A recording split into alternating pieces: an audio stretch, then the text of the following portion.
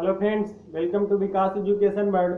आज हम लोग क्लास 11th के थर्ड चैप्टर ट्रिग्नोमेट्रिक फंक्शंस के अंतर्गत आज हम लोग देखेंगे ट्रिग्नोमेट्रिक फंक्शन क्या होते हैं।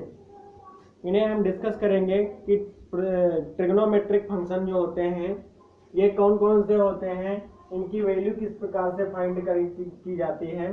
तो ये सब चीज़ें आज हम लोग देखेंगे। तो देखिए, एक अगर ये जो बना है यहाँ पे मूल बिंदु होता है। अगर इस चतुर्थांश में हम मूल बिंदु को सेंटर मानकर एक यूनिट रेडियस का सर्किल ड्रा करें तो यहाँ से देखें, अगर हम एक यूनिट रेडियस का एक सर्किल ड्रा करेंगे तो यहाँ पे जो पॉइंट बनेंगे एक्स एक्सिस पर, वाई एक्सिस पर, माइनस एक्स एक्सिस पर और माइनस वाई एक्सिस पर। तो देखिए ये यहाँ पर अगर यूनिट रेडियस होगी, अगर 1 रेडियस है इसकी, तो यहाँ पे जो पॉइंट ए बनेगा ये आपका बनेगा 1,0। यहाँ पे जो बी पॉइंट बनेगा ये बनेगा 0,1। ये यहाँ पे पॉइंट 1,0 क्यों है? क्योंकि एक्स अक्ष पर चली गई दूरी कितनी है 1 और वाई अक्ष पर चली गई यहाँ पर जो दूरी क्या है 0। इसलिए यहाँ पर वाई कोऑर्डिनेट जो है वो क्या है 0 और एक्स कोऑर्डिनेट क्या है 1। एक्स अक्ष पर चली गई दूरी 1 है और जबकि वाई अक्ष पर चली गई दूरी क्या है 0 है। इसी प्रकार से यहाँ पर देखिए, यहाँ पे वाई अक्ष पर चली गई दूरी क्या है 1 है, जबकि यहाँ पे एक्स अक्ष पर चली गई दूरी क्या है 0 है। तो यहाँ पे इसका कोऑर्डिनेट क्या हो जाएगा 0,1। सिमिलरली सी एंड डी भी होगा।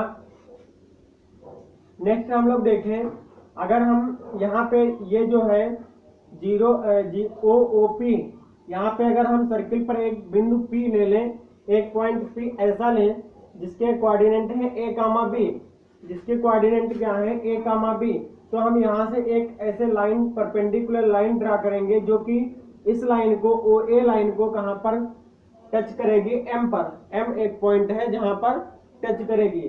तो हम जब ये इसके कोऑर्डिनेट पॉइंट P के हैं A, B, तो ये जो PM डिस्टेंस होगी ये आपकी होगी B और OM जो डिस्टेंस होगी ये क्या होगी आपकी A।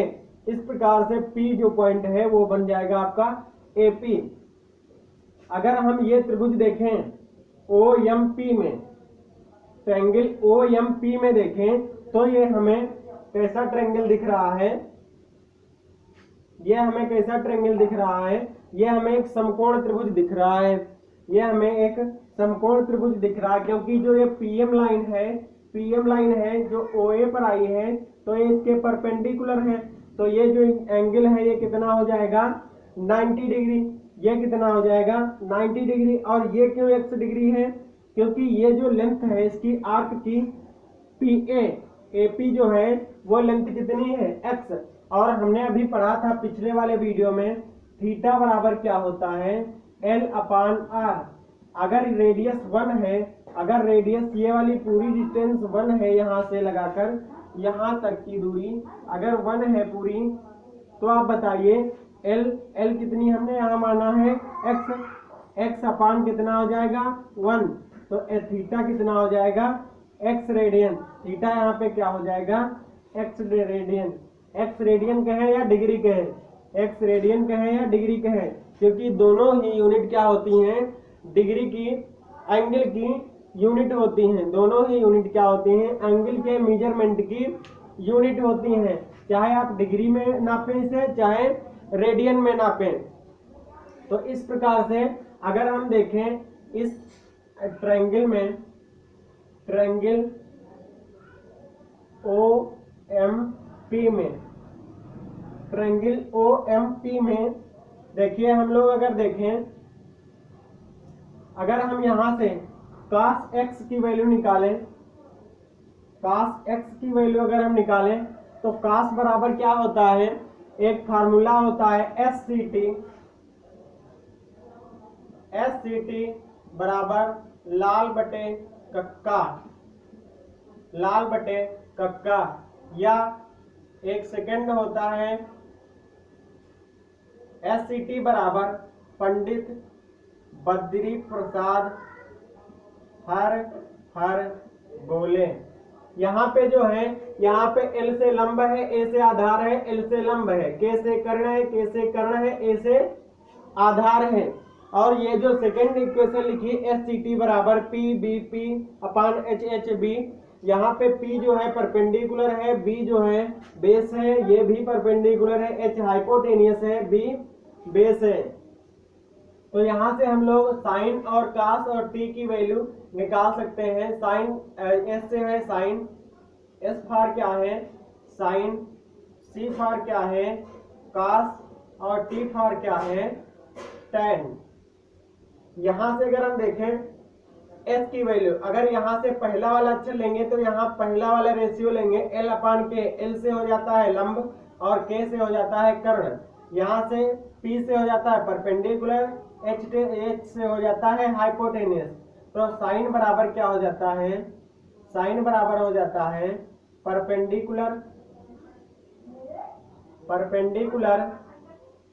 Upon hypotenuse. नेक्स्ट है, अगर हम कास बराबर देखें, सेकेंड इसमें लेकर लेंगे तो सेकेंड रेशियो इसमें हम लेंगे तो यह हो जाएगा base upon hypotenuse, base upon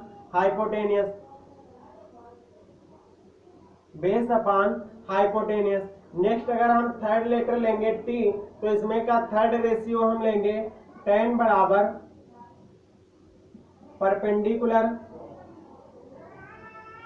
perpendicular अपान में क्या हो जाएगा यहाँ पे बेस, अपान में क्या हो जाएगा बेस। अगर हम इनको हिंदी में लिखेंगे तो ये हो जाएंगे लंब अपान कर्ण। यहाँ पे अगर हम देखेंगे तो हो जाएगा आधार अपान कर्ण। यहाँ से अगर हम देखेंगे तो हो जाएगा लंब अपान आधार। इस प्रकार से हम साइन कास और टेन जो है ये ट्रिग्नोमेट्रिक फंक्शन है, इनके रेशियो इस प्रकार से होंगे लंब अपान कर्ण, आधार अपान कर्ण, लंब बटे आधार। तो देखिए अगर हम यहाँ से कास एक्स निकालें तो कास बराबर क्या होता है बेस अपान हाइपोटेनियस, आधार बटे कर्ण। अगर हम त्रिभुज ओ एम पी में देखेंगे, ये त्रिभुज जो है ओ एम पी, अगर हम इसमें देखेंगे तो कास एक्स बराबर, अगर ये वाला कोण हम लेंगे तो आधार हमारा हो जाएगा ए, आधार क्या हो जाएगा ए, आधार हो जाएगा ए, और लंब जो है उसका बी है, और कर्ण क्या है, कर्ण है इसका 1, कर्ण क्या है 1। तो यहां से देखेंगे हम लोग कास एक्स बराबर क्या हो जाएगा आधार बटे कर्ण, या ए बटे 1 कहें, या हम इसे कह सकते हैं ए, जनरली इसे हम कह सकते हैं ए। नेक्स्ट अगर हम देखें इसी ट्रायंगल में साइन एक्स बराबर अगर हम निकालेंगे तो क्या आएगा, साइन एक्स बराबर क्या होता है लंब बटे कर्ण, तो बी अपान क्या हो जाएगा 1। यहां से अगर हम इसको कहें जनरली तो हो जाएगा बी, यहां से क्या हो जाएगा बी।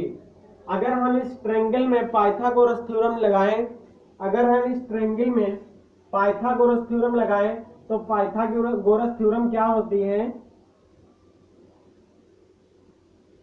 लंब का स्क्वायर प्लस आधार का स्क्वायर बराबर क्या होता है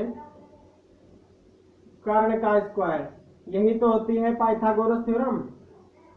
तो लिखेंगे पाइथागोरस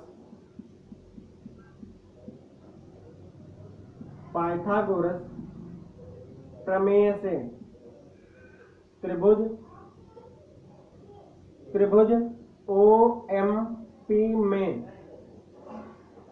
OMP में अगर हम पाइथागोरस लगा देंगे तो लंब का स्क्वायर क्या हो जाएगा बी का स्क्वायर प्लस आधार का स्क्वायर क्या हो जाएगा ए का स्क्वायर बराबर कर्ण का स्क्वायर क्या हो जाएगा 1 का स्क्वायर। अगर हम देखें तो बी जो है बी की वैल्यू क्या है यहाँ पर साइन एक्स, तो b की वैल्यू हम यहाँ पर पुट करेंगे तो ये हो जाएगा साइन स्क्वायर एक्स। अगर a की वैल्यू यहाँ से हम यहाँ पुट करेंगे तो ये हो जाएगा कॉस स्क्वायर एक्स, और 1 का स्क्वायर करेंगे तो ये आपका 1 ही रहेगा। यहाँ से एक हमें आइडेंटिटी प्राप्त होती है, फार्मूला प्राप्त होता है, जिसे हम लोग कहते हैं sine square x plus cos square x बराबर 1। Sine square x plus cos square x बराबर 1। इस आइडेंटिटी से 3 फार्मूले और बनते हैं जो इस प्रकार से बनेंगे।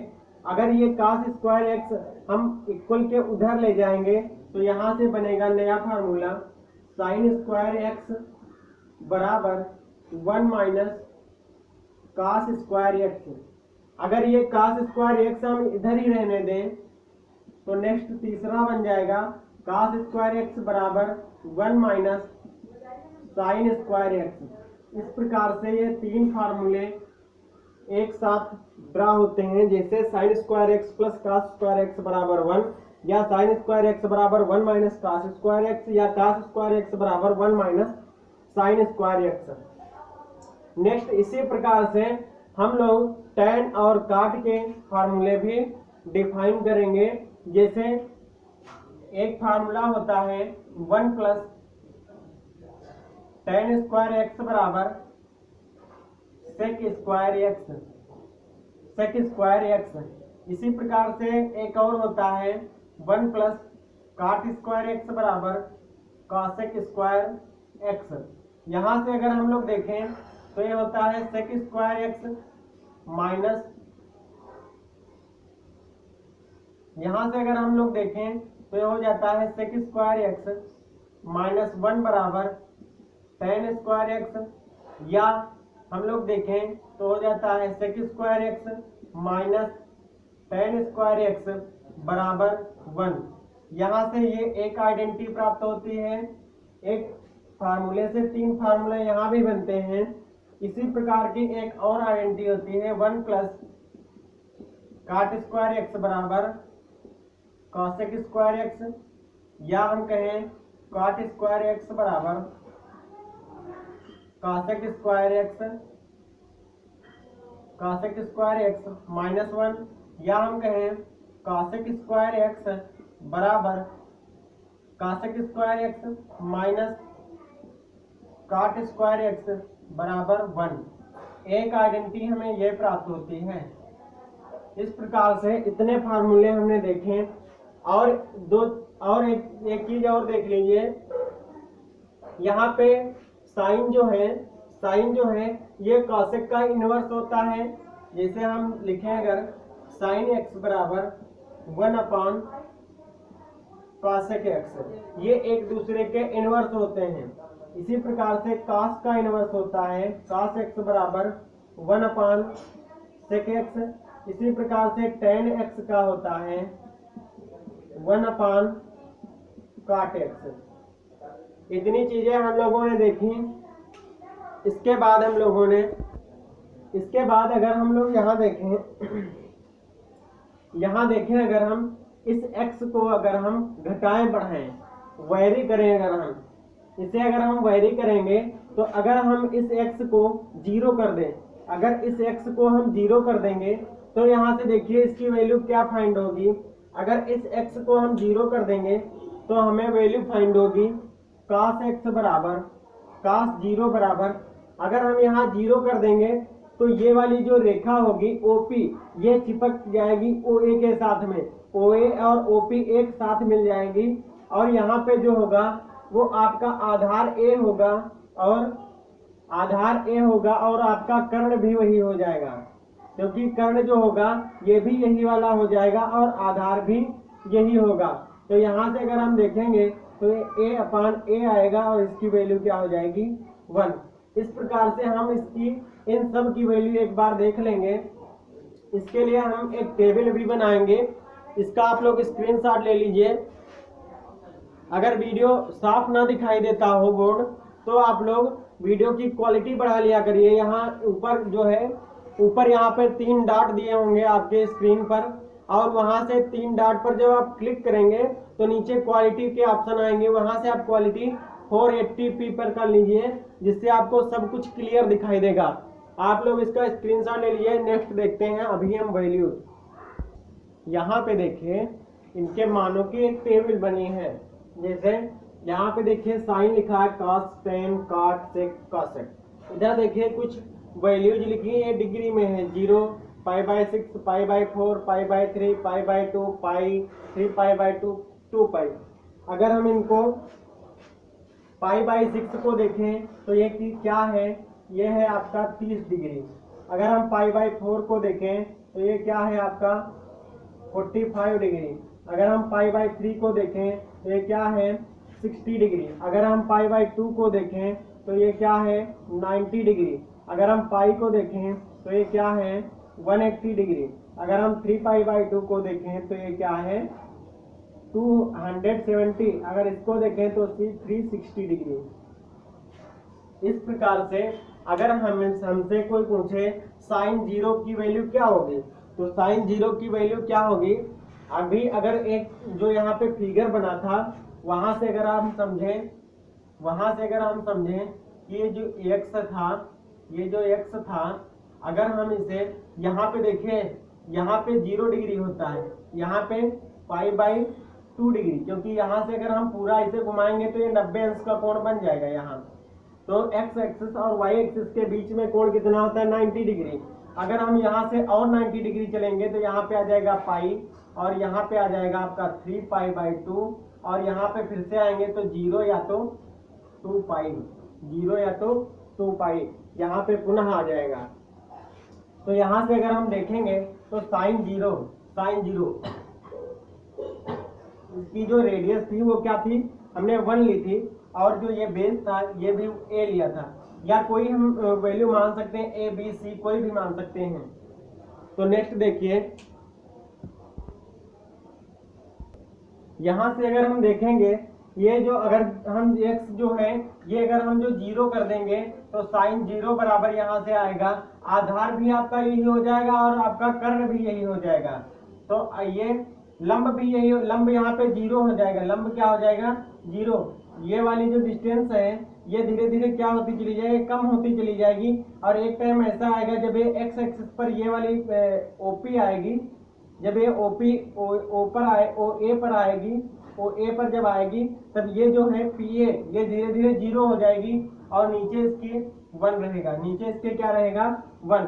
इस प्रकार से साइन 0 की वैल्यू क्या आ जाएगी 0, साइन 0 की वैल्यू क्या आ जाएगी 0। इस प्रकार से हम सबकी वहां से निकाल सकते हैं, हम हर की नहीं निकालेंगे, हर एक की, और हम यहाँ पे लिख रहे हैं जिसे साइन 30 की वैल्यू क्या हो जाएगी, इसी प्रकार से हम निकालेंगे तो 1/2 हो जाएगी π/4। साइन 45 की वैल्यू क्या हो जाएगी 1/√2।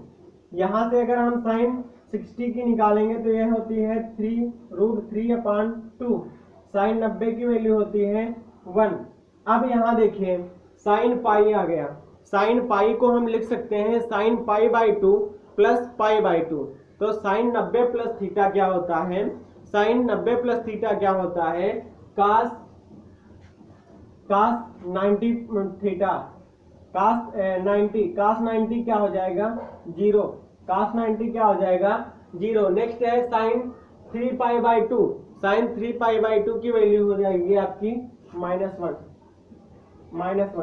और नेक्स्ट आपका 0 हो जाएगा साइन 0। साइन 0 कहें या 360 कहें या 2π कहें ये बराबर होंगे, साइन 360 कहें या 0 कहें या 2π कहें, इनकी सबकी वैल्यू क्या होंगी इक्वल होंगी। नेक्स्ट है cos 0, cos 0 का मान होता है 1, और इसका हो जाएगा आपका साइन cos 30 का √3/2, इसका वही रहेगा 1/√2। cos 60 का मान हो जाएगा 1/2, और ये cos 90 का मान हो जाएगा 0, और cos पाई, यहाँ पे देखिए cos पाई को हम लिख सकते हैं cos π/2 प्लस π/2, या हम इसको लिख सकते हैं cos π प्लस 0, या हम इसको लिख सकते हैं cos π -0। ये सभी चीजें अभी हम आप लोगों को बताएंगे कि कैसे हम लोग इनकी वैल्यूज निकालते हैं। तो यहाँ से देखिए अगर हम cos pi by 2 plus pi by 2 मानेंगे तो cos पाई जो आएगा वो आ जाएगा माइनस साइन पाई बाई 2। तो इसका मान हो जाएगा -1। पाई साइन पाई बाई 2 का मान होता है 1 और माइनस आगे लग जाएगा तो ये हो जाएगा -1। इसी प्रकार से cos 3 पाई बाई 2 की वैल्यू हो जाएगी 0 और इसकी हो जाएगी आपकी 1। नेक्स्ट देखेंगे tan वाली। tan का क्या होता है? tan बराबर होता है साइन अपान कास। अगर हम यहाँ से देखेंगे तो tan बराबर साइन अपान कास, अगर 0/1 निकालेंगे tan 0 की वैल्यू तो यहाँ से 0 रहेगी। अगर हम यहाँ करेंगे साइन और कास की वैल्यू रेशियो निकालेंगे तो ये आएगा 1/3। यहाँ से अगर हम करेंगे तो ये कैंसिल हो जाएंगे, आ जाएगा 1। अगर tan 60 की वैल्यू हम लोग निकालेंगे तो यहाँ पे आएगा √3। अगर tan 90 की निकालेंगे तो यहाँ पे आ जाएगा इनफाइनाइट या अपरिभाषित कह सकते हैं इसे हम लोग क्या कहेंगे? अपरिभाषित कहेंगे।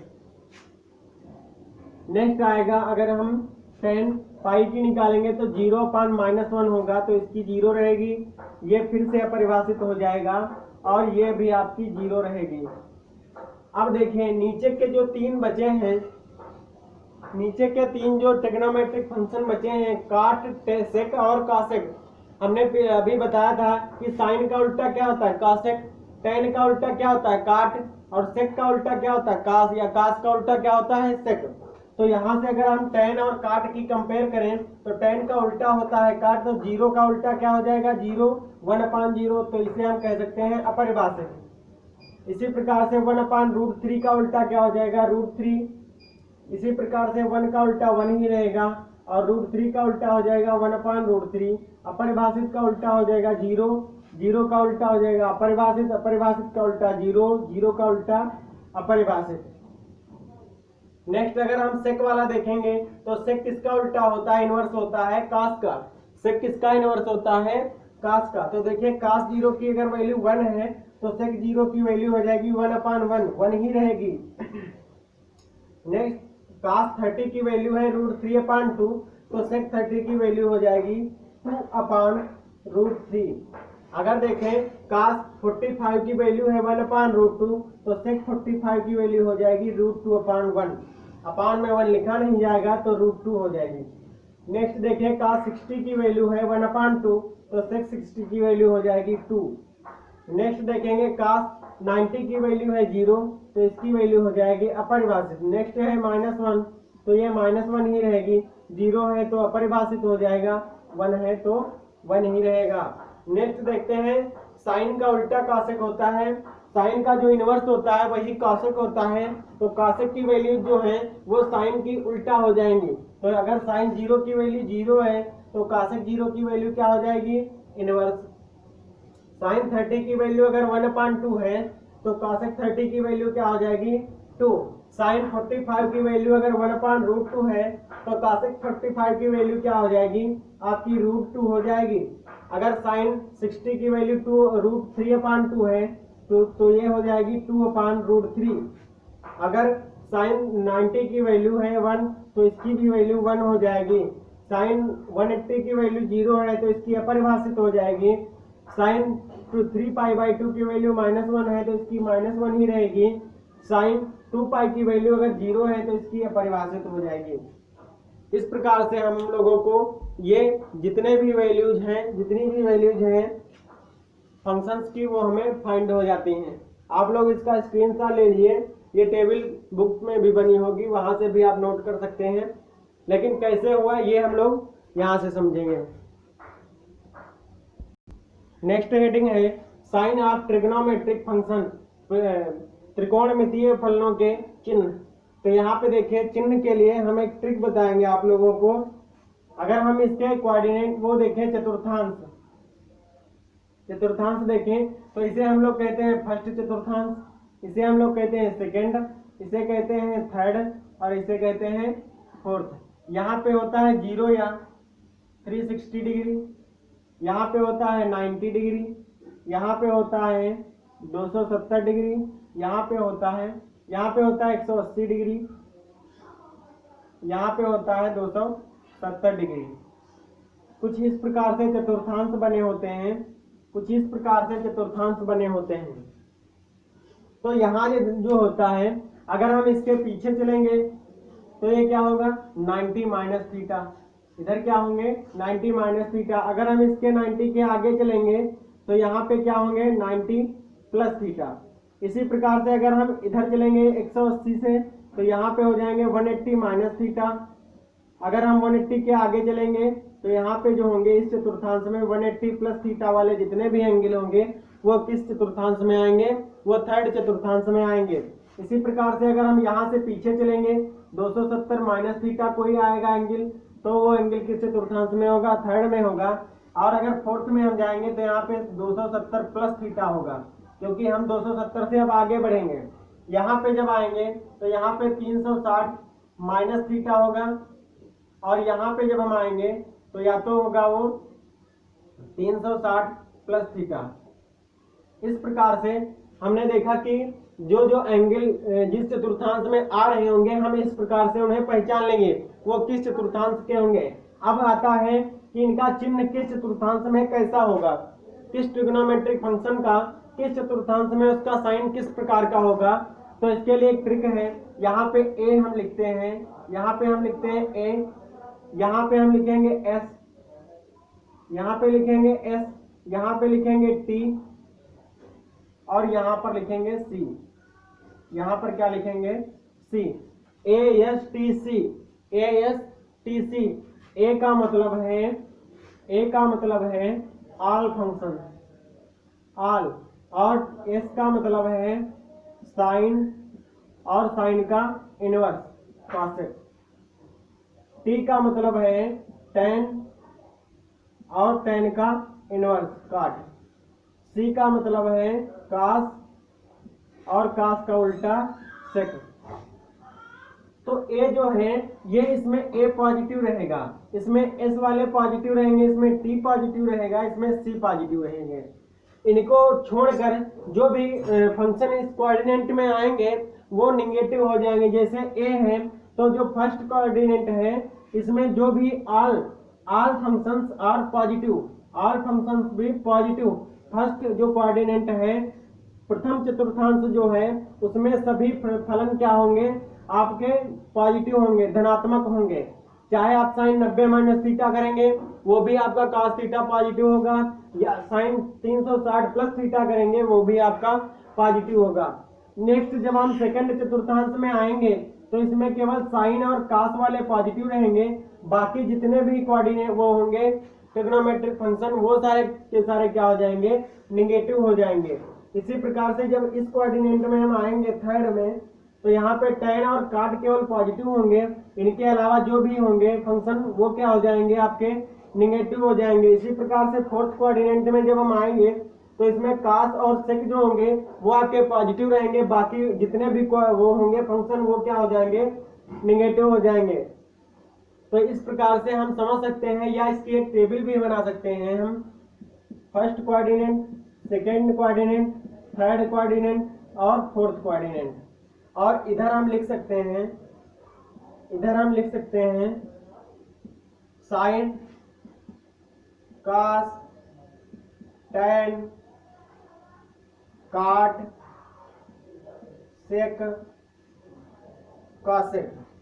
इस प्रकार से अगर हम इसकी एक टेबल बनाएं साइन की तो हम टेबल में भी इन्हें दिखा सकते हैं। देखिए कुछ इस प्रकार से टेबल बनेगी इसकी। तो अगर हम फर्स्ट कोऑर्डिनेट में देखें तो वहां देखिए ऑल पॉजिटिव है, चाहे वो साइन हो, चाहे वो cos हो, चाहे वो tan हो, चाहे वो cot हो, सारे फंक्शन जो होंगे वो फर्स्ट कोऑर्डिनेट में क्या होंगे, plus plus plus plus plus. हमने भी तो यही बात बताई है, यहाँ फर्स्ट कोऑर्डिनेट में सारे के सारे function all functions are positive. Second देखिए, सेकंड कोऑर्डिनेट में क्या है, साइन और उसका उल्टा इनवर्स कॉसेक, ये तो केवल पॉजिटिव होंगे, मतलब साइन पॉजिटिव होगा और कॉसेक पॉजिटिव होगा, बाकी सारे जो हैं वो निगेटिव हो जाएंगे। थर्ड कोऑर्डिनेट में जब हम आएंगे तो tan और tan का इनवर्स क्या हो जाएगा, काट। tan और काट ये दोनों जो होंगे ये आपके पॉजिटिव होंगे, बाकी जो होंगे वो ऑल निगेटिव हो जाएंगे। नेक्स्ट है जब हम फोर्थ कोऑर्डिनेट में आएंगे चतुर्थ चतुर्थांश में, तो यहाँ पे कास और सेक, कास और सेक, कास और सेक, कास का उल्टा इनवर्स सेक, ये दो होंगे पॉजिटिव, ऑल निगेटिव हो जाएंगे। ऑल अदर जो होंगे फंक्शन वो क्या हो जाएंगे, निगेटिव हो जाएंगे। तो नेक्स्ट वीडियो में हम लोग एक्सरसाइज 3.2 डिस्कस करेंगे। ये वीडियो इतनी ही रखते हैं। अगर वीडियो हमारी पसंद आई हो तो प्लीज़ वीडियो को लाइक जरूर करें और अपने दोस्तों तक शेयर करें। और अगर आप हमारे चैनल पर नए हैं तो प्लीज़ चैनल को सब्सक्राइब जरूर कर लें और बेल आइकन को जरूर दबा लें, ताकि जो भी नई वीडियो अपलोड हो वो आप तक सबसे पहले पहुँचे। हम यहाँ पे इस चैनल पे आपका सारा पूरा कंप्लीट कराया जाएगा कोर्स, कक्षा 11 का, 10 का और 12 का और 9th का। तो प्लीज़ चैनल को सब्सक्राइब जरूर कर लें। Thank you class.